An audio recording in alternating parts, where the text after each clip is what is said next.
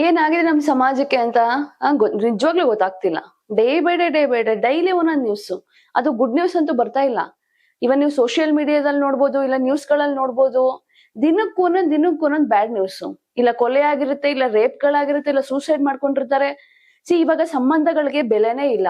ಅಪ್ಪ ಅಮ್ಮಂಗೆ ಮಕ್ಳ ಮೇಲೆ ಪ್ರೀತಿ ಇಲ್ಲ, ಮಕ್ಳಿಗೆ ಅಪ್ಪ ಅಮ್ಮ ಅಂತ ಒಂದು ಗೌರವ ಇಲ್ಲ. ಏನ್ ಆಗ್ತಿದೆ ಸೊಸೈಟಿಲಿ? ಗಂಡ ಹೆಂಡತಿಗಂತೂ ಆಗ್ತಾನೆ ಇಲ್ಲ. ಈಗ ಡೈವರ್ಸ್ ಕೇಸಸ್ ಎಷ್ಟು ಜಾಸ್ತಿ ಆಗ್ತಿದೆ. ಹೋಗ್ಲಿ, ಡೈವರ್ಸ್ ಆದ್ರೂ ಆಗ್ಲಿ, ಡೈವರ್ಸ್ ಆಗಿಂತ ಮುಂಚೆನೆ ಗಂಡ ಹೆಂಡತಿನ ಕೊಲೆ ಮಾಡೋದು, ಇಲ್ಲ ಹೆಂಡತಿ ಗಂಡನ್ ಕೊಲೆ ಮಾಡೋದು, ಆತರ ಪರಿಸ್ಥಿತಿ ಬಂದಿದೆ ಇವಾಗ. ಲಿಟ್ರಲಿ ಒಂದು ಸೋಷಿಯಲ್ ಮೀಡಿಯಾ ಓಪನ್ ಮಾಡಿದ್ರೆ ಅಷ್ಟು ನೆಗೆಟಿವ್ ಬರ್ತಾ ಇದೆ ಇವಾಗ. ಇನ್ಸಿಡೆಂಟ್ಸ್ ಆಗಿದೆ ಧಾರವಾಡದಲ್ಲಿ. ಡಾಕ್ಟರ್ ಕಪಲ್ಸ್ ಇಬ್ರುನು. ಇಬ್ರು ಡಾಕ್ಟರ್ಗಳು, ಅವ್ರು ಪೇಷಂಟ್ಸ್ ನೋಡ್ಬೇಕಾಗಿದ್ದವರು ಅವರೇ ಪೇಷಂಟ್ಸ್ ಕಳ್ಕೊಂಡಿದ್ದಾರೆ.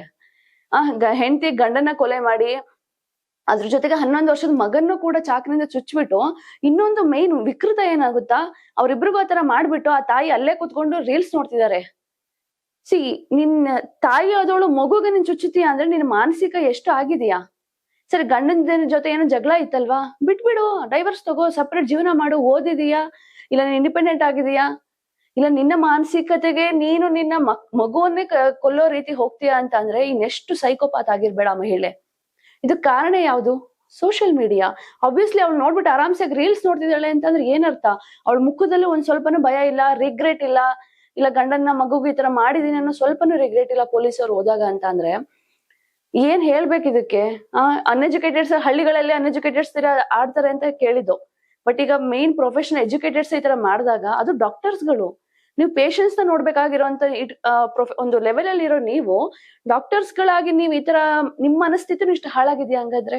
ಇನ್ನೊಂದು ಇನ್ಸಿಡೆನ್ಸ್ ಆಗಿದೆ ಬೆಂಗಳೂರಲ್ಲಿ. ನಾನ್ ಬೇರೆ ಎಲ್ಲೋ ಎಕ್ಸಾಂಪಲ್ ತಗೊಳಲ್ಲ, ನಮ್ಮ ಕರ್ನಾಟಕದಲ್ಲಿ ಆಗಿರೋ ಎಕ್ಸಾಂಪಲ್ ನೇ ನಾನು ಕೊಡ್ತೀನಿ ನಿಮ್ಗೆ. ಬೆಳಿಗ್ಗೆ ಇವತ್ತು ಅಮೃತ ಅನ್ನೋ ಹುಡುಗಿಗೆ ನಡು ರೋಡಲ್ಲಿ HAL ಮೇನ್ ರೋಡ್ ಅಲ್ಲಿ ಒಬ್ಬ ಸಾಗರ್ ಅನ್ನೋ ಹುಡುಗನ್ ತಮ್ಮ. ಇದು ಸ್ಟೋರಿ ಏನಂತಂದ್ರೆ, ಅಮೃತನು ಸಾಗರು ಪ್ರೀತಿಸ್ತಾ ಇರ್ತಾರೆ ಒಬ್ರಿಗೊಬ್ರು. ಬಟ್ ಸಾಗರ್ಗೆ ಆಲ್ರೆಡಿ ಮದ್ವೆ ಆಗಿ ಮಗು ಇರುತ್ತೆ, ಅಮೃತಂಗ್ ಗೊತ್ತಿರಲ್ಲ. ಸೊ ಅವಳು ಗೊತ್ತಾದ್ಮೇಲೆ ಬೇಡ ಅಂತ ಬಿಟ್ಟಿರ್ತಾಳೆ. ಇಲ್ಲಿ ಕೊಲೆ ಮಾಡಿರೋದ್ ಯಾರು ಅಂತ ಅಂದ್ರೆ ಆ ಸಾಗರನ ತಮ್ಮ ಹೋಗ್ಬಿಟ್ಟು ಅಮೃತನ್ನ ನಡು ರೋಡಲ್ಲಿ ಕೊಲೆ ಮಾಡ್ತಾನೆ. ಅಂದ್ರೆ ನಿಮ್ಗೆ ಭಯ ಭಕ್ತಿ ಇಲ್ವಾ? ಇಲ್ಲ ಕಾನೂನ್ ಬಗ್ಗೆ ಭಯ ಇಲ್ವಾ? ಇಲ್ಲ ಪೇರೆಂಟ್ಸ್ ಈ ತರ ಮಾಡ್ತಾರೆ, ನಮ್ಮ ಸೊಸೈಟಿ ಏನನ್ನತ್ತೆ, ಇಲ್ಲ ನಮ್ಮ ಪೇರೆಂಟ್ಸಿನ ಒಳ್ಳೆ ಮಕ್ಳಾಗ್ತೀವಿ ಅನ್ನೋ ಭಯ ಇಲ್ವಾ? ಇದಕ್ ಯಾರ್ ಹೊಣೆ? ನಮ್ಮ ಸಮಾಜನ, ನಮ್ಮ ಕಾನೂನು ವ್ಯವಸ್ಥೆನ, ಇಲ್ಲ ನಮ್ಮ ಪೇರೆಂಟ್ಸ್ ಬೆಳ್ಸಿರೋಂತ ರೀತಿನ? ಯಾವ ಪೇರೆಂಟ್ಸ್ನು ಕೆಟ್ಟ ಮಗ ಆಗ್ಲಿ ಕೆಟ್ಟ ಮಗಳಾಗ್ಲಿ ಅಂತ ಬೆಳ್ಸಲ್ಲ, ಆಯ್ತಾ? ಬಟ್ ಇಲ್ಲಿ ನಡೀತಾ ಇರುವಂತ ವಿಷಯಗಳಿಗೆಲ್ಲ ನನ್ ಪ್ರಕಾರ ಕೇಳೋದಾದ್ರೆ ಸೋಷಿಯಲ್ ಮೀಡಿಯಾ ಇರ್ಬೋದು, ಮತ್ತೆ ಅವರು ಬೆರೆಯುವಂತ ಗ್ರೂಪ್ಗಳಿರ್ಬೋದು. ಈಗ ಮಕ್ಳು ನೋಡ್ಬೋದು, ಎಲ್ಲೋ ಒಂದ್ ಸೋಷಿಯಲ್ ಮೀಡಿಯಾದಲ್ಲಿ ಏನಾದ್ರು ಬಂತು ಅಂದ್ರೆ ಅದೇ ಪಾಪ್ ಆಗುತ್ತೆ. ಸೊ ನಾನು ಹಂಗೆ ಮಾಡ್ತೀನಿ, ನಾನು ಡಿಫ್ರೆಂಟ್ ಆಗಿರ್ತೀನಿ ಅಂತ ಮಾಡಕ್ ಹೋಗ್ತಾರೆ. ಸೊ ಹಿಂಗೆಲ್ಲ ಆಗುತ್ತೆ. ನೀವು ಪೇರೆಂಟಿಂಗ್ ಮಾಡ್ಬೇಕಾದ್ರೆ ಅಂದ್ರೆ ಇದೊಂದು ಎಕ್ಸಾಂಪಲ್ ಕೊಡ್ತಿರೋದು ನಾನೇ ಅಷ್ಟೇನೆ, ಓಕೆನಾ? Because already ಕೊಲೆಗಳಾಗ್ತಿದಾವೆ. ಬಟ್ ನೀವು ಚಿಕ್ಕದ್ರಿಂದಾನೇ ಮಕ್ಕಳಿಗೆ ಒಂದು ಈಗಿನ ಸಮಾಜದಲ್ಲಿ, ಈಗ ಜೆನ್ಜಿ ಮತ್ತೆ ಈ ಸಮಾಜ ಅಂತ ಹೇಳ್ತಾರಲ್ಲ, 90s ಅಲ್ಲಿ ಇಷ್ಟೊಂದು ಹದಗೆಟ್ಟೋಗಿರ್ಲಿಲ್ಲ ನಮ್ಮ ವ್ಯವಸ್ಥೆಗಳು. ಯಾವ್ದು ಇಷ್ಟೊಂದು ಕೊಲೆ ಮಾಡೋದಾಗ್ಲಿ, ಗೌರವ ಇತ್ತು. ಅಪ್ಪ ಅಮ್ಮ ಅಂದ್ರೆ ಗಂಡ ಹೆಂಡತಿ ಅಂದ್ರೆ ಸ್ವಲ್ಪ ಅಡ್ಜಸ್ಟ್ಮೆಂಟ್ ಇತ್ತು. ಇವಾಗ ಗಂಡ ಹೆಂಡತಿ ಹೆಂಗೆ ಅಂದ್ರೆ, ನಂಗೆ ಟೀ ಇಷ್ಟ ಇಲ್ಲ, ನಿನ್ ಕಾಫಿ ಇಷ್ಟ ಅಂದ್ರೆ ಡೈವರ್ಸ್ ತಗೋತಾರ ಅಂತ ಕಾಲ ಬಂದಿದೆ ಈಗ. ಓಕೆ ಅಪ್ಪ, ನಿಮ್ಗೆ ಇಷ್ಟ ಇಲ್ಲ ಡೈವರ್ಸ್ ತಗೊಳ್ಳಿ, ಕೊಲೆ ಏನಕ್ ಮಾಡ್ತೀರಾ? ಯಾಕಂದ್ರೆ ಅವರು ಹೆತ್ತಿರ್ತಾರಲ್ವ, 25 ವರ್ಷ 30 ವರ್ಷ ಹೆತ್ತಿ ಸಾಕಿ ಸಲ್ವಿರ್ತಾರೆ.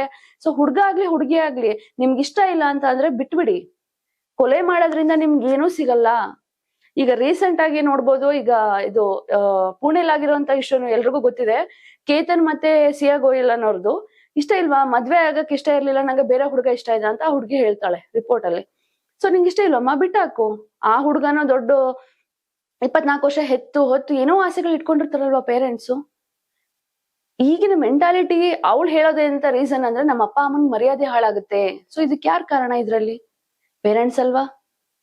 ಎಲ್ಲಾರ್ದು ಒಂದು ಭಾಗ ಇದ್ದೇ ಇರುತ್ತೆ. ಪೇರೆಂಟ್ಸ್ ಇರುತ್ತೆ, ಮಕ್ಕಳದು ಇರುತ್ತೆ, ನಮ್ಮ ಸಮಾಜದ್ದು ಇರುತ್ತೆ, ನಮ್ಮ ಕಾನೂನು ವ್ಯವಸ್ಥೆದು ಕೂಡ ಇದ್ದೇ ಇರುತ್ತೆ. ಸೊ ಎಲ್ರದ್ದು ಸರಿ ಮಾಡ್ಕೋಬೇಕು. ಗೊತ್ತಿಲ್ಲ, ನೆಕ್ಸ್ಟ್ ಜನರೇಷನ್ಗಂತೂ ಇನ್ನ ಹೋಗ್ತಾ ಹೋಗ್ತಾ ಹೋಗ್ತಾ ನಮ್ಮ ಸಂಬಂಧಗಳು ಇನ್ನೂ ಹಾಳಾಗುತ್ತೆ. ನಾವು ಕಾಪಾಡ್ಕೊಳ್ಳಿಲ್ಲ, ನಮ್ಮ ಮಕ್ಕಳಿಗೆ ಈಗ್ಲಿಂದಾನೇ ಒಂದು ಕರುಣೆ, ವಿಶ್ವಾಸ, ಆತ್ಮಬಲ ಇದ್ಯಾವ್ದು ಕಲಿಸ್ತೆ ಹೋದ್ರೆ ನಮ್ಮ ಮಕ್ಕಳು ನೆಕ್ಸ್ಟ್ ಜನರೇಷನ್ ನಿಜವಾಗ್ಲೂ ಇನ್ನು ಏನಾಗ್ತಾರ ಗೊತ್ತಿಲ್ಲ. ಬಿಕಾಸ್ ಈಗ ಪೇರೆಂಟ್ಸ್ ಗಳೇ ಅಷ್ಟು ಮಟ್ಟಿಗೆ ಆಗಿದ್ದಾರೆ. ನಮ್ಮ ವ್ಯವಸ್ಥೆ, ನಮ್ಮ ಸಮಾಜ ಎಲ್ಲಾನು ಕಾರಣ ಸೋಷಿಯಲ್ ಮೀಡಿಯಾ ಅಂತೂ ಹದಗೆಟ್ಟು ಹೋಗಿದೆ ಇವಾಗ. ಅದರಿಂದಾನೇ ಎಷ್ಟು ಜನ ಹಾಳಾಗ್ತಿದ್ದಾರೆ, ಎಷ್ಟು ಮಕ್ಕಳು ಹಾಳಾಗ್ತಿದ್ದಾರೆ, ಪೇರೆಂಟ್ಸ್ ಹಾಳಾಗ್ತಿದ್ದಾರೆ. ಮತ್ತೆ ಇವಾಗ ಸ್ಟಾರ್ಟ್ ಆಗಿದೆ ಅಕ್ರಮ ಸಂಬಂಧಗಳು ಬೇರೆ ಸ್ಟಾರ್ಟ್ ಆಗಿದೆ. ಇನ್ಸ್ಟಾಗ್ರಾಮ್ ಅಲ್ಲಿ ಏನೋ ಲವ್ ಮಾಡಿದ್ರು, ಫೇಸ್ಬುಕ್ ಅಲ್ಲಿ ಒಬ್ಬನ್ ಲವ್ ಮಾಡ್ದ. ನಿಮಗೆ ಒಂದು ಗಂಡ ಹೆಂಡತಿಗೆ ನಿಮ್ಗೆ ಬೆಲೆ ಗೊತ್ತಿಲ್ಲ ಅಂದ್ಮೇಲೆ ಮದ್ವೆ ಏನಕ್ಕೆ ಆಗ್ತೀರಾ? ಮದ್ವೆ ಆಗಿ ಓಡೋಗೋದಲ್ದೇನೆ ಗಂಡನ್ನು ಸಾಯಿಸ್ತೀರಾ. ಎಷ್ಟೊಂದು ಈಗ ಡ್ರಮ್ ಅಲ್ಲಿ ತುಂಬಿದ್ರು, ಈಗ ಬಾತ್ರೂಮ್ ಅಲ್ಲೂ ಬೇರೆ, ಈಗ ಮೊನ್ನೆ ಒಂದಿಷ್ಟು ಬಂತು, ಬಾತ್ರೂಮ್ ಅಲ್ಲಿ ಬೇರೆ ತುಂಬಿದಾಳೆ ಅಲ್ಲ ಅವ್ರ ಜೊತೆ ಸೇರ್ಕೊಂಡು. ಯಾರ್ ರೆಸ್ಪಾನ್ಸಿಬಲ್ ಇದಕ್ಕೆ? ಭಯ ಇಲ್ವಾ? ನಮ್ ಕಾನೂನು ಏನ್ ಮಾಡುತ್ತೆ ಅನ್ನೋ ಭಯ ಇಲ್ವಾ ನಿಮ್ಗೆ? ಇಲ್ಲ ಈಸಿಯಾಗಿ ಬಂದ್ಬಿಡ್ಬೋದು ಅಂತನಾ? ಇನ್ನೊಂದು ಎಕ್ಸಾಂಪಲ್ ಏನಂದ್ರೆ, ಪುಣೆಯಲ್ಲಿ ಹಿಟ್ ಅಂಡ್ ರನ್ ಕೇಸ್ ಆಗಿತ್ತು. ಇದಕ್ಕೆ ನಾನು ಪೇರೆಂಟಿಂಗ್ ತಳ್ಬೇಕೋ ಇಲ್ಲ ನಮ್ಮ ಕಾನೂನು ವ್ಯವಸ್ಥೆನ ಬ್ಲೇಮ್ ಮಾಡ್ಬೇಕೋ ಗೊತ್ತಿಲ್ಲ. ಇಬ್ರು ಕಪಲ್ಸ್ ಸಾಫ್ಟ್ವೇರ್ ಇಂಜಿನಿಯರ್ಸ್ ನ ಸ್ಪಾಟ್ ಔಟ್ ಆಗ್ತಾರೆ. ಅವನು ಹುಡ್ಗ 18 ಇಯರ್ಸ್ ಗಿಂತ ಚಿಕ್ಕೋನಿದ್ದ. ಸೊ ಅವನಿಗೆ ಏನಂತ ಆಯ್ತು, ಅವ್ನ್ ರಿಲೀಸ್ ಆಗಿದ್ದನ್ನ ಇನ್ಸ್ಟಾಗ್ರಾಮ್ ಅಲ್ಲೆಲ್ಲ ಫುಲ್ ಸೆಲೆಬ್ರೇಟ್ ಮಾಡ್ಕೊಂಡು ಪೇರೆಂಟ್ ಮಾಡ್ತಾರೆ. ಇದು ಕಾನೂನು ಅಂತ ತಪ್ಪೆ ಅಂತ ಹೇಳೋದು, ಇಲ್ಲ ಪೇರೆಂಟಿಂಗ್ ಅಂತ ಹೇಳೋದು? ಆ ಪೇರೆಂಟ್ಸ್ ಒಳ್ಳೆ ಬುದ್ಧಿ ಕಲ್ಸಿದ್ರ ಅವನಿಗೆ? ನೀನ್ ತಪ್ಪು ಮಾಡಿದ್ಯಾ, ಸೊ ನೀನ್ ತಪ್ಪು ಮಾಡಿದ್ಯಾ, ನೀನ್ ತಿದ್ಕೋಬೇಕು ಅಂತ ಯಾವತ್ತೂ ಅಂದಿಲ್ಲ. ಅವ್ನ್ ತಪ್ಪು ಮಾಡಿದನ್ನೇ ಸೆಲೆಬ್ರೇಟ್ ಮಾಡ್ತಿದಾರೆ ಅಂತ ಅಂದ್ರೆ ವಿ ಕಾಂಟ್ ಬ್ಲೇಮ್ ಕಾನೂನು ಅಲ್ವಾ? ಕಾನೂನು ವ್ಯವಸ್ಥೆ ಸೆಕೆಂಡ್ರಿ. ನಿಮ್ ಪೇರೆಂಟ್ಸ್ ಆದವ್ರು ನೀವೇ ನೆಟ್ಟಗ್ ಬುದ್ಧಿ ಕಲ್ಸಿಲ್ಲ ಮಕ್ಕಳಿಗೆ ಅಂತ ಅಂದ್ರೆ ಕಾನೂನಿಂಗ್ ಬ್ಲೇಮ್ ಮಾಡಕ್ಕಾಗುತ್ತೆ? ಯಾವತ್ತೂ ಅಷ್ಟೇ ಮನೆಯೇ ಮೊದಲ ಪಾಠ ಶಾಲೆ ಅಂತ ಏನಕ್ಕೆ ಹೇಳ್ತೀವಿ ಹೇಳಿ? ನೀವಾದ್ರೂ ನೀವು ನೆಟ್ಟಗೆ ಬುದ್ಧಿ ಕಲ್ಸಿದ್ರೆ ಮಕ್ಕಳಿಗೆ, ಅವರು ಹೊರಗಡೆ ಹೋಗಿ ಏನಾರು ಮಾಡ್ತಾರೆ. ಎಲ್ರು ಅಂತ ಹೇಳಲ್ಲ ನಾನು, ಬಿಕಾಸ್ ಸೋಷಿಯಲ್ ಮೀಡಿಯಾ ಎಫೆಕ್ಟ್ ಆಗ್ತಿದೆ ಇತ್ತೀಚಿನ ದಿನಗಳಲ್ಲಿ. ಮತ್ತೆ ಮಾನಸಿಕ ಆಗ್ತಿದ್ದಾರೆ ಎಲ್ಲ, ಡಿಪ್ರೆಷನ್, ಆನ್ಸೈಟಿ, ಏನಕ್ಕೆ ಅಂತ ಗೊತ್ತಿಲ್ಲ. ಈಗ ಸೊಸೈಟಿನೇ ಹಂಗ ಆಗ್ಬಿಟ್ಟಿದೆ. ಯಾರು ನೋಡಿದ್ರು ಡಿಪ್ರೆಷನ್ ಇರ್ತಾರೆ, ಆನ್ಸೈಟಿ ಇರ್ತಾರೆ. ಯಾರಿಗೂ ಧೈರ್ಯ ಇಲ್ಲ. ಇವಾಗ ಪ್ರಾಬ್ಲಮ್ ಬಂದ್ರೆ ಯಾರಿಗೂ ಫೇಸ್ ಮಾಡೋಷ್ಟು ತಾಳ್ಮೆ ಇಲ್ಲ. ಸೊ ನಾನ್ ಹೇಳೋದೇನಂತ ಅಂದ್ರೆ, ಆದಷ್ಟು ನಿಮ್ಮ ಮಕ್ಕಳಿಗಾಗ್ಲಿ, ನಿಮ್ಮ ಸೊಸೈಟಿ ಸುತ್ತಮುತ್ತ ಇರೋರ್ಗಾಗ್ಲಿ ಪ್ರೀತಿ, ವಿಶ್ವಾಸ ಮತ್ತೆ ಒಂದು ಒಳ್ಳೆತನ ಇರೋದ್ರಿಂದ ಮಕ್ಕಳು ಕೂಡ ಹಂಗೆ ಬೆಳಿತವೆ. ಸೊ ಈಗ್ಲಿಂದಾನೇ ನಮ್ಮ ನೆಕ್ಸ್ಟ್ ಜನರೇಷನ್ ಆದ್ರೂ ಚೆನ್ನಾಗಿ ಬೆಳ್ಸೋಣ. ಮತ್ತೆ ಸೋಷಿಯಲ್ ಮೀಡಿಯಾ ಸ್ವಲ್ಪ ಅವಾಯ್ಡ್ ಮಾಡೋಣ, ಬಿಕಾಸ್ ಹದ್ಗೆಟ್ ಹೋಗ್ಬಿಟ್ಟಿದೆ. ನಮ್ಮ ಸರ್ಕಾರ ರೂಲ್ಸ್ ತಂದಿದೆ, ಒಂದು 18+ ಇರೋರು ಮಾತ್ರ ಸೋಷಿಯಲ್ ಮೀಡಿಯಾ ಯೂಸ್ ಮಾಡ್ಬೇಕು ಅಂತ. ಯಾರಿಗ್ ಗೊತ್ತು? ಈಗ ನಮ್ಮ ಮಕ್ಕಳು ನಮ್ಮ ಮೊಬೈಲ್ ಯೂಸ್ ಮಾಡ್ಬೋದಲ್ಲ. ಈಗ ಅವ್ರೇನೋ ಮೊಬೈಲ್ ನಾವು ಕೊಡಲ್ಲ, ಬಟ್ ನಮ್ಮ ಮೊಬೈಲ್ ಯೂಸ್ ಮಾಡ್ಬೋದಲ್ವಾ? ಅದ್ ಗೊತ್ತಾಗತ್ತಾ ಸೋಷಿಯಲ್ ಮೀಡಿಯಾಗೆ? ಗೊತ್ತಾಗಲ್ಲ. ಸೊ ಎಲ್ಲಿಂದ ಬರ್ಬೇಕು ಅಂದ್ರೆ ಫಸ್ಟ್ ಪೇರೆಂಟ್ಸ್ ಇಂದ ಬರ್ಬೇಕು, ಆಮೇಲೆ ನಮ್ ಕಾನೂನು ವ್ಯವಸ್ಥೆ ಬರ್ಬೇಕು, ಆಮೇಲೆ ನಮ್ ಸೊಸೈಟಿ ಬರ್ಬೇಕು.